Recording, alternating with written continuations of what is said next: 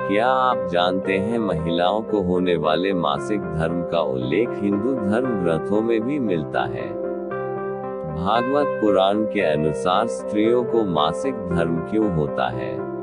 हाल ही में कुछ मंदिरों में महिलाओं के प्रवेश पर लगी रोक पर काफी विवाद हुआ। मंदिर के प्रमुख लोगों का कहना था कि मंदिर में महिलाओं के प्रवेश पर रोक लगाई जाए। दरअसल मंदिर प्रमुख का कहना है कि मासिक धर्म टेस्ट करने वाली मशीन के चेक होने के बाद ही महिलाओं को मंदिर में प्रवेश की इजाजत मिलेगी। उन्हें लगता है कि महिलाओं की शुद्धता का पता लगाना मुश्किल होता है।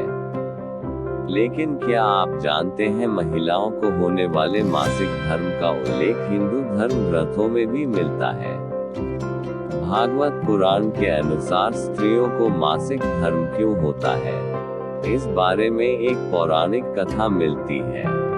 पुराण के अनुसार एक बार बृहस्पति, जो देवताओं के गुरु थे, एक बार वह देवराज इंद्र से काफी नाराज हो गए। इसी दौरान असुरों ने देवलोक पर आक्रमण कर दिया और इंद्र को इंद्रलोक छोड़कर जाना पड़ा। तब इंद्र ब्रह्मा जी के पास पहुंचे और उनसे मदद की मांग की। तब ब्रह्मा जी ने कहा कि इंद्र देव, आपको किसी ब्रह्म ज्ञानी की सेवा करनी चाहिए, ऐसे में आपके दुख का निवारण होगा। तब इंद्र एक ब्रह्म ज्ञानी व्यक्ति की सेवा करने लगे, लेकिन वो इस बात से अनजान थे कि उस ब्रह्म ज्ञानी की माता असुर थी। माता का असुरों के प्रति विशेष लगाव था। ऐसे में इंद्र देव द्वारा अर्पित सारी हवन सामग्री जो देवताओं को अर्पित की जाती थी, वह ब्रह्म ज्ञानी असुरों को चढ़ाया करते थे। इससे इंद्र की सेवा भंग हो गई। जब इंद्र को ये बात पता चली तो वो बहुत नाराज हुए। उन्होंने उस ब्रह्म ज्ञानी की हत्या कर दी। हत्या करने से पहले इंद्र उस ब्रह्म ज्ञानी को गुरु मानते थे और गुरु की हत्या करना घोर पाप है। इसी कारण उन्हें ब्रह्म हत्या का दोष भी लग गया।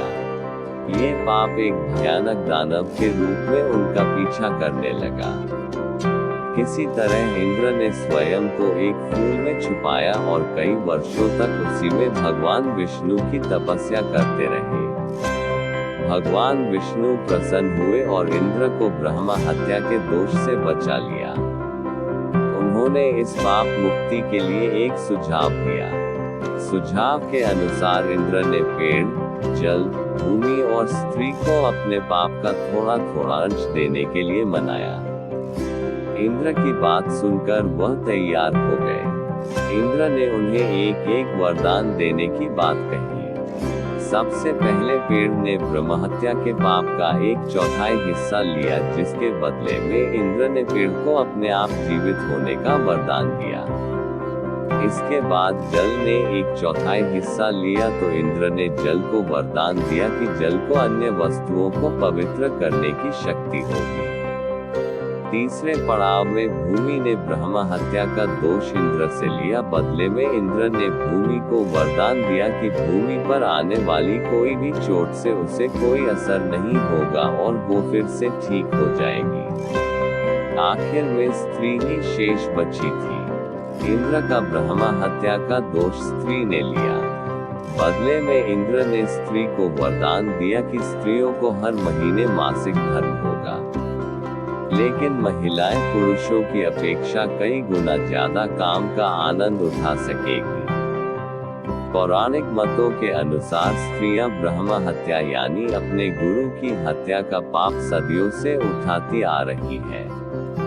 इसलिए उन्हें मंदिरों में अपने गुरुओं के पास जाने की इजाजत नहीं है। मान्यता है कि तभी से स्त्रियों में मासिक धर्म का होना शुरू हुआ। हालांकि आधुनिक युग में वैज्ञानिक मत को मानने वाले लोग इन बातों को गंभीरता से नहीं लेते हैं।